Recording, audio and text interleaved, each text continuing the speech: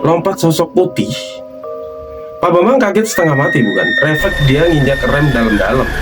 Truk segede itu oleng dikit. Jantung Pak Bambang mau copot nih, itu jelas banget. Tungguin truknya Pak Bambang lewat. Kaget lagi nih Pak Bambang, baca doa sebisanya lagi. Kakinya neken gas, cepet lewatin titik itu. Dan sialnya baru jalan 100 meter dari tempat pocong tadi nyebrang, mesin truk mati mendadak nih. Mogoklah dia.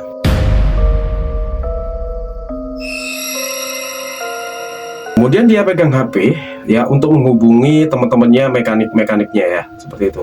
Tapi alhasil karena sinyal di gunung nggak ada, jadi dia nggak bisa menghubungi teman-temannya.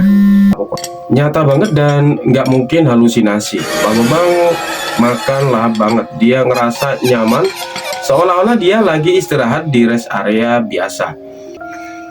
Dan seketika juga warung itu hilang ketika dilihat gitu guys. Pak Bambang lari kesetanan. Dia lari balik ke truknya yang ada di samping warung ya. Yang ada di samping warung, pikirannya cuma satu nih. Masuk kabin, kunci pintu, nyalain mesin, kabur, tancap gas ya. Dia nggak peduli lagi nih sama mesin yang rusak. Dia coba paksa. Pas nengok, kagetnya bukan kepalang ya. Mbak Kunti yang tadi ngikut. Tapi bukannya nih lebih serem dari yang tadi guys. Udah hancur bajunya, kotor banget. Dia senyum mengerikan ke arah Pak Bambang.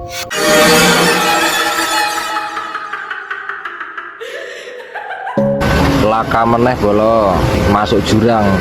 Tempatnya sama yang kemarin buat permen. Persis masuk jurang ini.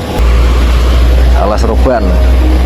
Pernah nggak sih kalian ngebayangin lagi nyetir sendirian di tengah hutan jam 2 pagi, tiba-tiba kendaraanmu mogok terus ban meletus, dan di sebelahnya itu ada warung, tiba-tiba ada warung ya gitu, dan penjualnya cantik banget gitu ya. Kalau kalian nemu yang kayak gitu jangan berhenti, karena bisa jadi itu adalah perjamuan terakhir kalian sebelum ditarik ke alam lain. Malam ini gue bakal ceritain satu kisah tragis yang visualisasinya bakal bikin kalian mikir 2 kali buat lewat jalur ini malam-malam. Ini di tahun 1980-an. Cerita ini bermula dari seorang sopir truk logistik ya, sebut saja Pak Bambang. Usianya 40 tahun, malam itu dia maksa jalan nembus Alas Roban, Jawa Tengah. Padahal cuaca lagi gak bersahabat nih. Kalian bisa lihat sendiri ya kondisinya. Kalau kabut tebal turun dan hujan gerimis itu konon katanya akan jadi petanda dimensi lain bakal hadir nemuin kalian, atau bahkan bakal ada sesuatu yang akan terjadi gitu ya. Nah, lagi fokus-fokusnya nyetir nih, karena jarak pandang terbatas, tiba-tiba dari semak kanan nih ya, lompat sosok putih. Pak Bambang kaget setengah mati bukan? Refleks dia nginjak rem dalam-dalam. Truk segede itu oleng dikit. Jantung Pak Bambang mau copot nih, itu jelas banget. Pocong lompat-lompat, kaku nyebrang jalan.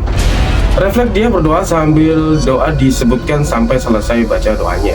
Nah, Pak Bambang kaget bukan main, tapi untung masih aman sih, nggak nabrak apa-apa ya. Dan dia berusaha pakai logika nih, itu orang iseng ya, itu cuma karung terbang. Tapi insting dia bilang lain nih, yang bikin dia berpikir di luar logika, bulu kuduknya bikin berdiri semua nih. Dia pegang setir kenceng banget sampai tangannya gemeteran. Dia berharap makhluk itu udah pergi. Dan kemudian dia lanjut jalan truknya ya. Terornya belum selesai sampai sini guys. Pak Bambang mau ngegas lagi pelan-pelan karena kondisi jalan yang licin dan kabut ya, dan gerimis di pinggir jalan karena sorot lampu remang-remang. Dan dia bertanya itu, apa tuh yang di depan? Apa tuh yang di depan? Apa tuh yang ada di pinggir jalan tuh? Nah, kemudian diem, kaku banget menghadap ke hutan, tapi auranya kayak nungguin sesuatu gitu ya, nungguin truknya Pak Bambang lewat. Kaget lagi nih Pak Bambang, baca doa sebisanya lagi. Kakinya neken gas, cepet lewatin titik itu. Dan sialnya baru jalan 100 meter dari tempat pocong tadi nyebrang, mesin truk mati mendadak nih. Mogoklah dia.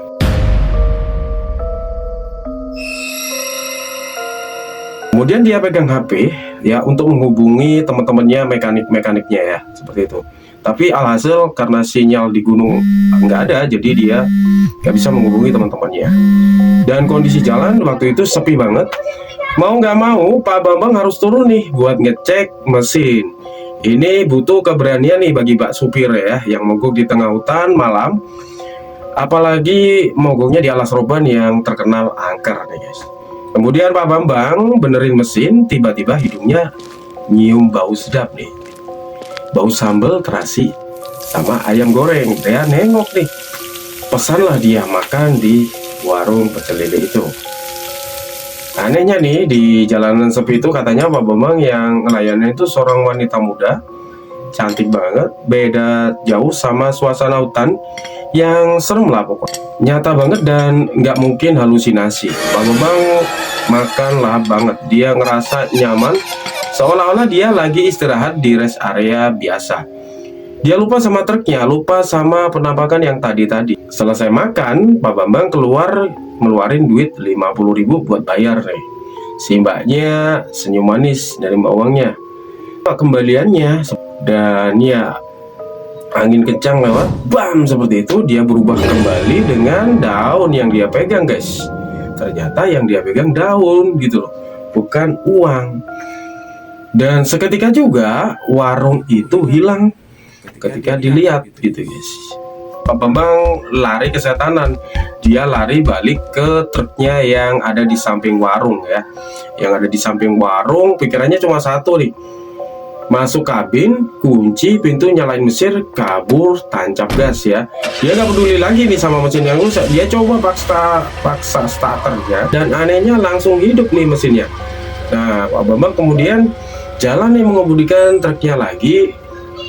Dia ngerasa aman nih, tapi pas selang 50 meter jalan, pas nengok, kagetnya bukan kepalang ya, Mbak Kunti yang tadi ngikut. Tapi bukannya nih lebih serem dari yang tadi guys. Udah hancur bajunya, kotor banget. Dia senyum mengerikan ke arah Pak Bambang. Dia bilang, udah kenyang belum mas? Nah, seketika itu juga dia teriak guys. Tapi teriakannya Pak Bambang malam itu nggak ada yang denger guys. Dan yang mirisnya nih, besok paginya warganya nemuin truk tronton itu udah nyungsep di kedalaman jurang sedalam 20 meter di sela-sela pohon jati. Warga ngumpul dan posisi berdatangan. Hasil investigasi polisi bilang ini kecelakaan tunggal karena remblong, bisa juga supir mengantuk. Namun supirnya tidak ada guys. Nah, tapi warga sekitar nemuin sesuatu yang aneh. Di dalam kabin truk ringsek itu ada sisa-sisa daun kering dan tanah kuburan yang berserakan di kusir supir ya. Jadi guys, kalau kalian lewat di tempat yang mitos angker atau ini, jangan lupa baca doa dan tetap ucapkan salam untuk izin lewat di daerah itu, karena kalian itu nggak sendirian di sini. Jaga hutan agar tetap selestari. Gue Jaya, sampai jumpa di kisah horor berikutnya.